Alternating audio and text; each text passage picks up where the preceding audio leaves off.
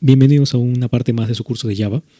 Haciendo un overview sobre lo que hemos tratado en la clase anterior, ya sabemos los conceptos básicos de herencia, polimorfismo, sabemos ya los fundamentos detrás de estos conceptos, y en esta clase lo que vamos a hacer es profundizar un poco más en ello.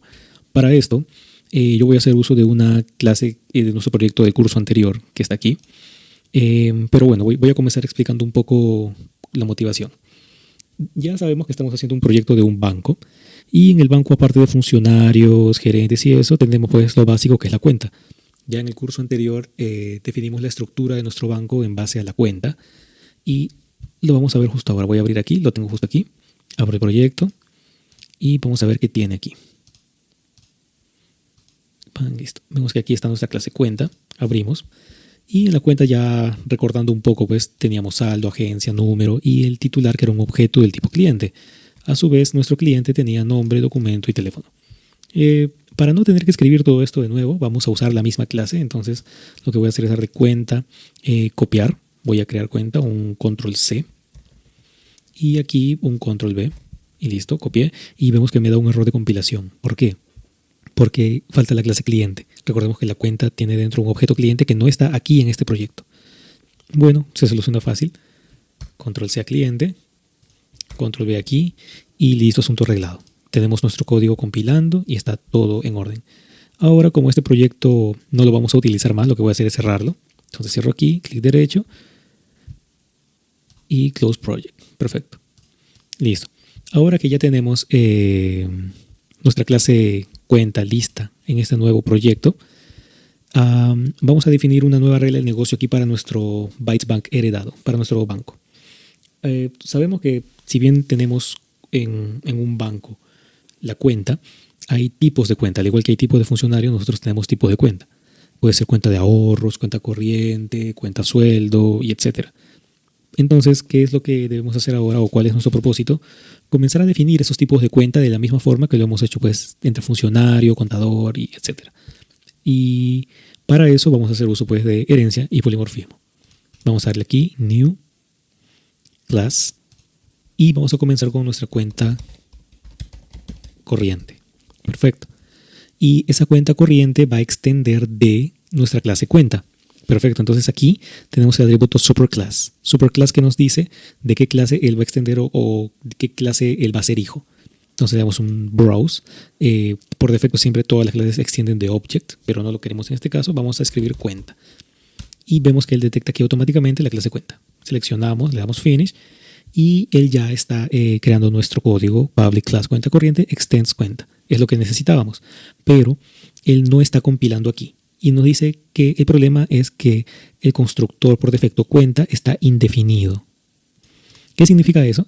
Que el constructor sin parámetros de la clase cuenta no existe y por eso él no puede crear esta clase tranquilamente.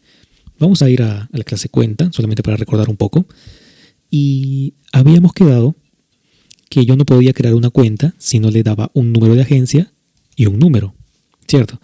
Entonces, si yo quiero solucionar este problema de aquí, la primera solución que yo podría implementar es un constructor por defecto. Por ejemplo, es público. Listo. Ahora que he creado un constructor por defecto, vemos que compila sin errores. ¿Por qué? Porque ya está añadido el constructor por defecto. ¿Soluciona el problema? Sí. Pero rompe con nuestra regla del negocio de que la cuenta necesita sí o sí una agencia y un número para ser creado. Entonces no es posible que usemos este constructor por defecto. No podemos romper las reglas del negocio. Entonces borramos, guardamos. Vemos que nuevamente él ya no está compilando. Y aquí viene lo interesante. Vamos a crearle un constructor para nuestra clase cuenta corriente. Y ya sabemos que si nosotros llamamos a super, llamamos al constructor de la clase padre, pero ya que no tiene el constructor por defecto sin parámetros, recordemos que super llama al constructor por defecto, mejor dicho, super llama a cualquier atributo de la clase padre, y si lo llamamos así nada más, llamamos al constructor por defecto. Pero si no lo tiene, ¿cuál creen que puede ser la condición? Vamos a verlo de otra forma. Si mi clase cuenta, que es mi clase padre, me exige siempre especificar una agencia y un número para que pueda existir, ¿no creen que la clase hija debería seguir la misma regla? Ya que es una restricción de la clase padre. Entonces, si yo necesito que mi clase hija cumpla con el mismo requerimiento, voy a mandarle estos mismos parámetros aquí a la cuenta corriente. Entonces, cada vez que yo cree una cuenta corriente, le voy a tener que enviar también una agencia y un número, que es lo que corresponde. Y aquí en el constructor le voy a mandar como parámetro la agencia y el número. Uy, se fue aquí el mouse. Y el número.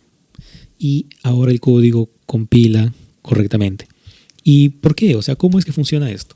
Vamos a dar otro preview aquí.